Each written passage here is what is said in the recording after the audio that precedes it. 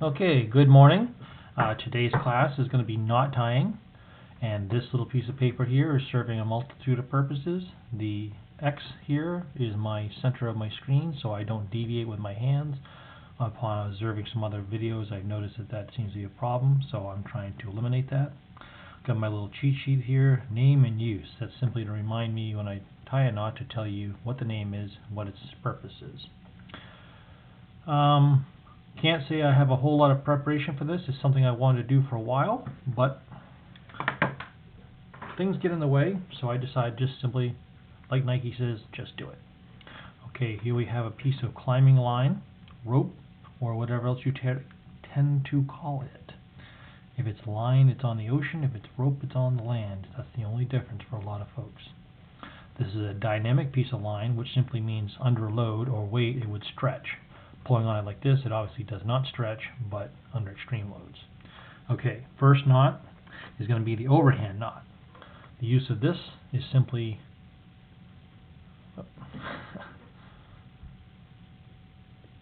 hard to tie an overhand because I'm so used to tying a figure eight. That's an overhand knot. That's simply to show you what a knot consists of. Don't really know a whole lot of use except maybe a stopper knot, but it's not very good as a stopper knot either, because if it's in a pulley system and it pulls up tight, it will completely cinch closed and you'll need a knot wrench to get it out. A knot wrench is a knife. Okay. Better than the overhand knot is the figure eight. The figure eight is simply an overhand knot with an extra turn. So it looks simply like that. That's a figure eight. And as I mentioned, this is a good stopper knot for any time you put a line through a pulley system or something like that where the rope has a potential of coming up short because you still have the braking bar back here to simply pull down, release tension on it, and get the knot undone. So that's a much better knot than the overhand knot, so that's a good one to keep in mind. Slip knot is simply forming a loop and then pulling the line up through it. That's all it is, and the reason it's called a slip is because when you pull on it, it slips out. You can come in from either direction. You'll notice that if you use the running end, it comes through that way and the line pulls out coming this direction. Whereas if you did the slip with the standing end, now if it comes up to short, it will still stop, but to get it out you simply pull on this end to get it out. That's a significant difference. Keep that in mind when you're tying it into place for what the purpose is going to be. Okay, the next one we're going to do is a square knot. To tie the square knot you need both ends of a line or rope, and all you're going to do is cross one over the other, bring it around, and back through. This is a knot used for joining two ropes of equal diameter. The way to know if you tied it correctly is when you move it back and forth, you'll notice you'll have two interlocking bites. A bite is a bend of a rope going back on itself but not crossing over. So two interlocking bites shows you that you tied the square knot correctly. And as I mentioned, left over right, right over left. Make sure the ropes are going back out the same direction as the other one came in. Two interlocking bites tells you it tied it correctly. A granny knot, which you don't want to tie, is when the two ropes go out perpendicular or opposite of each other. So in this case you would go around and you'll notice it just kind of doesn't do much of anything. You don't have the two interlocking bites because they're intertwined, and that's incorrect. But that's called a granny knot. Basically it's an incorrect square knot. So simply to know about it. And all you have to do is undo one half, reroute it the correct direction, and you back to your square knot, your two interlocking bites. Again, used for joining two lines or ropes of equal diameter. A bowline or bowline is used to form a permanent fixed loop in the end of a rope. All you do with that is you take the line, come across itself. This is the rabbit hole, this is the rabbit. That's the way I teach a lot of kids in Cub Scouts and things like that. So the rabbit comes out of the hole, runs around the bush, runs back in the hole. Grab those 2 ropes there, where you just came back in the hole, pull on the other one, and there you have it. That is a fixed line in the end of a rope, a bowline or bowline, depending on who you're talking to. And it's called fixed because it doesn't move, it stays permanent. More on this tag end later. If you were doing this in a climbing application, you tie a safety knot, but right now we won't get into that. But some people may ask. Also, you'll notice I always tie it with a tag line on the inside of the loop. That's just fallback from training back in my military, my alpine mountaineering days. It's inside the loop, it's basically safer, doesn't get snagged up on anything, moves more easily through carabiners, pulleys, and things like that. But if you came up on the outside, it's not incorrect, it's just different. So I'll tie that once more. So you make a loop, the line crosses over, the rabbit comes out of the hole, runs around the bush, back in the hole, holding these 2 ends, pulling on the standing end, you'll tighten it up. Now, if you tie it and it doesn't come out right, most likely what you did is this loop, can't even do it wrong. If this line is going under, it's not going to work because this is simply going to fall apart. Because when you bring this back in, like this, it looks correct, but you'll notice my left hand is holding it together. Once I let go of it, it completely falls apart because there's nothing locking it in. So most likely, if it doesn't work, that's where your flaw was.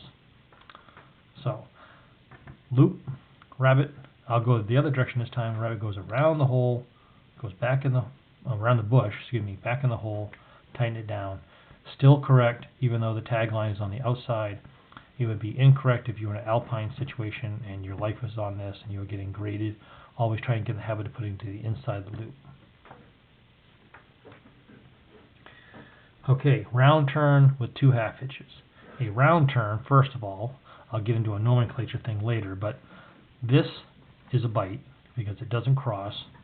This is a loop because it does cross. A round turn is when a rope completely goes around a cylindrical object, preferably cylindrical just because it's trees and things like that. I guess it could be square for you technical people, but that's a round turn. Sorry. I went and grabbed this teapot to have something to work with. So a round turn goes completely around. This would not be a round turn because it hasn't gone completely around. All the way around. And then a round turn with 2 half hitches. A half hitch consists of going around and under, like that. So another time, around and under. And then you apply tension, and there you have a round turn with 2 half hitches. That's simply for securing off the end of a line. I honestly don't use this knot very much because I find that the end of the line clove hitch works much better for me, but round turn with 2 half hitches is a legitimate knot. It's a good one to have in your repertoire. So I'll take that back out. I'll do it one more time. So 360 degrees around your object, round turn.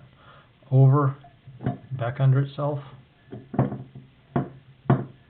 over, back under itself,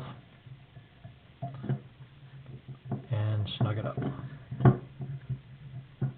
There you go, round turn with 2 half hitches. And this is for securing the end of a line or rope.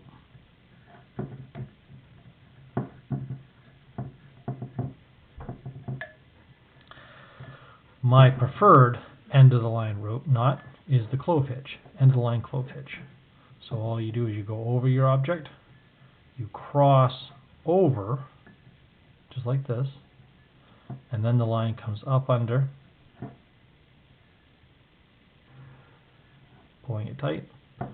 That's the end of the line clove hitch. I find this one to be much easier to work with, much easier to do. Highly recommend learning this knot well. You could, in fact, do this and add on clove hitches. I didn't leave myself enough, I just kind of thought of this. So I'll tie it again. I'll leave myself a longer tag end, and you'll see what I'm referring to. So, round turn, clove hitch, end of the line, clove hitch. Go over your object, come under. Crossing over, coming up through, and pull. End of the line, clove hitch. If you simply rotate this down, now that I've left myself enough, I could in fact do 2 clove hitches, half hitches. So now you have an end of the line clove hitch with 2 half hitches.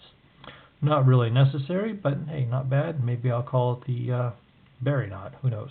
But anyway, so that's a modified clove hitch. I don't know if I'd recommend that. The end of the line clove hitch works very well. Very good to know. Very easy to tie. Excellent knot. Used for securing the end of a rope or line to a cylindrical object. And the term cylindrical is just arbitrary. I mean, it could be a square post, I'm sure, but typically it wants to be a round one because of the constriction and the friction. Yeah, actually, it would want to be cylindrical now I think about it. A square post would leave gaps where you could lose tension. So, alright, now we'll do the middle of the line clove hitch. This is a pretty slick one. This is a clove hitch as well, but this is when you have the object you need to tie off to and you do not have access to either end of the line. So the end of the line is tied to a boat, it's tied to the mooring, but you want to tie in something else in the middle. So I'll use this pen, I guess, because I didn't come up with anything else to tie with. So you take your line, you simply make a loop crossing over itself. You take another one, same direction. So you got that. I'll do it again just in case. Twist, it crosses over itself. Throw another loop, crosses over itself. Now you take these and you stack them just like this. And then you put them over your cylindrical object. It's going to be a little awkward to pull on.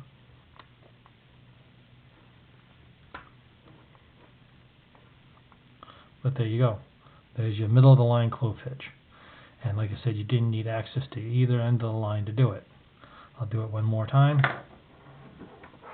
So you've got your line, throw a loop, throw another loop, put them on top of each other. You can't do it this way. It has to go over the top. And again, trial and error. You'll figure it out. Throw it over your cylindrical object. Pull on both ends. It'll secure itself up. And you have yourself a middle of the line clove hitch. Very handy. Very good to know. Especially, like I said, mooring up a boat or something, or tying off to a mooring post. I'm not much of a sailor yet. I'm working on that. So that pretty much wraps it up for today. We'll finish off with a sheet bend. We're going to use the same line, but this sheet bend is used for securing lines of 2 unequal diameter. So you'll have to use your imagination, and that this one is a heavier gauge rope or line. You take your thinner line, you form a bight in the line, you bring your other line up through, cross over,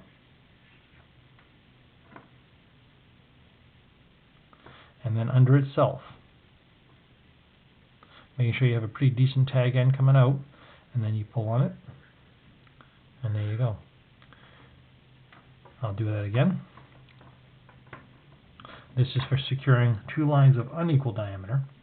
So you put a bend in the heavier, thicker line. The smaller line comes up through the loop, the bend, goes across and back under itself. You apply tension to the lighter line, and it locks itself into the larger line. This is good for using as a heaving line when you're trying to get a larger line across a ravine over to a ship or something like that. You can put a weight on the lighter line, cast that out to the ship, have somebody receiving it, they pull on that line, and in turn pull the heavier line out to the ship, which would be physically impossible for you to cast out there. Alright, that's knots 101.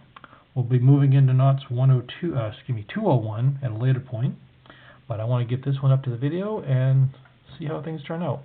Hopefully you've enjoyed it. Feedback would be welcome.